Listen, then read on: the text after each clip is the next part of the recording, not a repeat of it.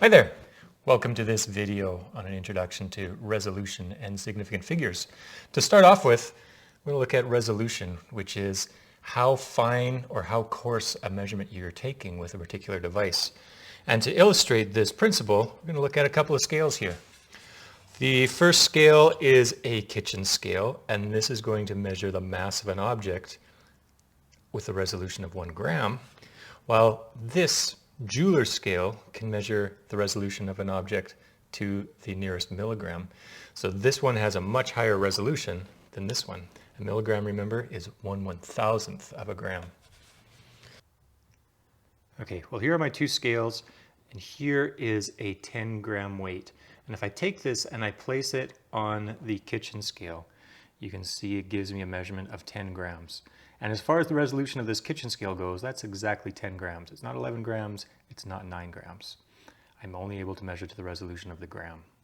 Now if I take that same weight and I place it on the jeweler scale, which can give me a resolution of milligrams, you can see it's 10.016 grams.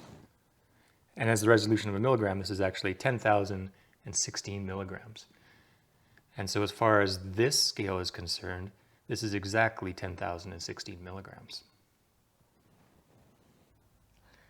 And there's a direct relationship between the resolution of these measurements and the number of significant figures in each one of the measurements. Going back to the kitchen scale, I'm measuring the number of grams. It's 10 grams, so there are only 2 significant figures in this measurement, while the significant figures over on the jeweler scale is telling me how many milligrams there are. So there are 5 significant figures in this measurement. Now it doesn't mean that this kitchen scale is limited to 2 significant figures. It's limited to the resolution of the gram. So if I have something larger, let's say this box of nails,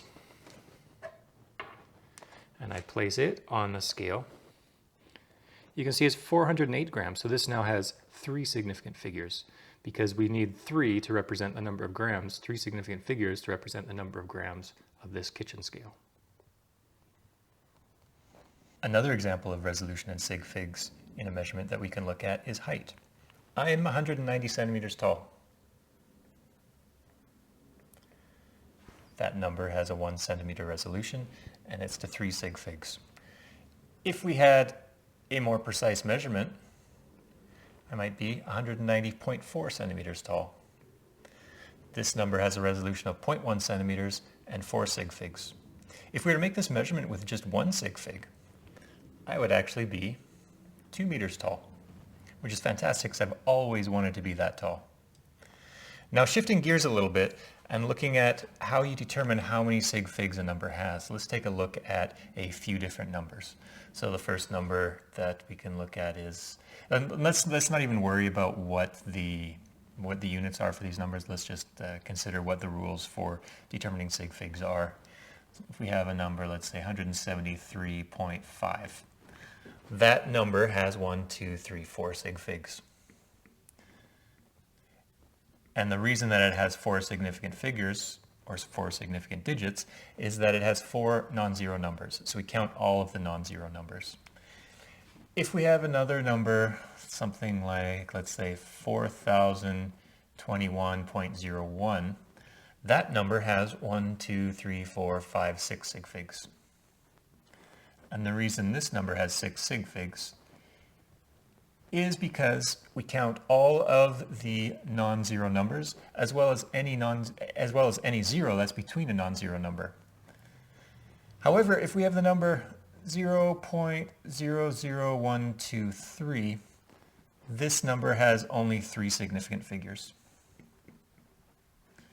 And the reason it only has 3 significant figures is because we only count the non-zero numbers. We don't count any of the leading zeros. Now what about an example with trailing zeros? Well, this one could be a little bit more ambiguous. So let's say we have the number 540.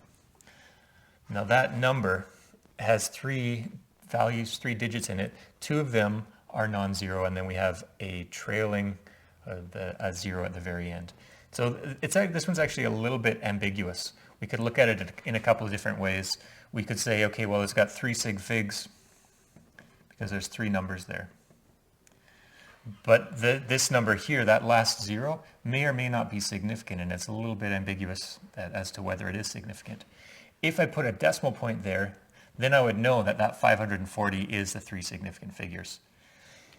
It could also be 2 significant figures because we oftentimes ignore the trailing zeros. And a better way to write this that would reduce the ambiguity if we were using 2 significant figures would be to write it in scientific notation, where we have our 2 significant figures there, and then we have our multiplier 10 squared, which would be 540.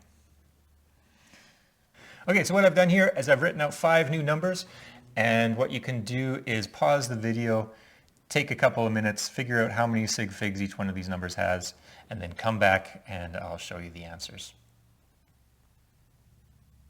Okay, so this number is all non-zero digits, so it has 3 sig figs. This one has some zeros in between non-zero digits, so we count those zeros, and it has 1, 2, 3, 4, 5. 5 significant digits. This number, we do not count the leading zeros, so we don't count those numbers. The 9 and the 8 are the 2 significant digits. This number, we don't count the leading zeros. We also, as we were talking before, we usually don't count the trailing zeros, so this one probably also has 2 sig figs. It's possible that this is a measurement that is measured to that 10,000th place, so it is possible that that is a significant digit. It's a little bit ambiguous in this case, and that's why that number, it should be written out in scientific notation, and then you would know for sure. And then finally, the number 7,000. Well, do we count these trailing zeros or not? This might only have 1 sig fig. It might have 2 sig figs. It might have 3. It might have 4. It's really hard to tell. So again, trailing zeros, if you have a number with trailing zeros, it's better to write it out in scientific notation, and then you know exactly how many significant digits it has. So this one could be 1, 2, 3, could be 4.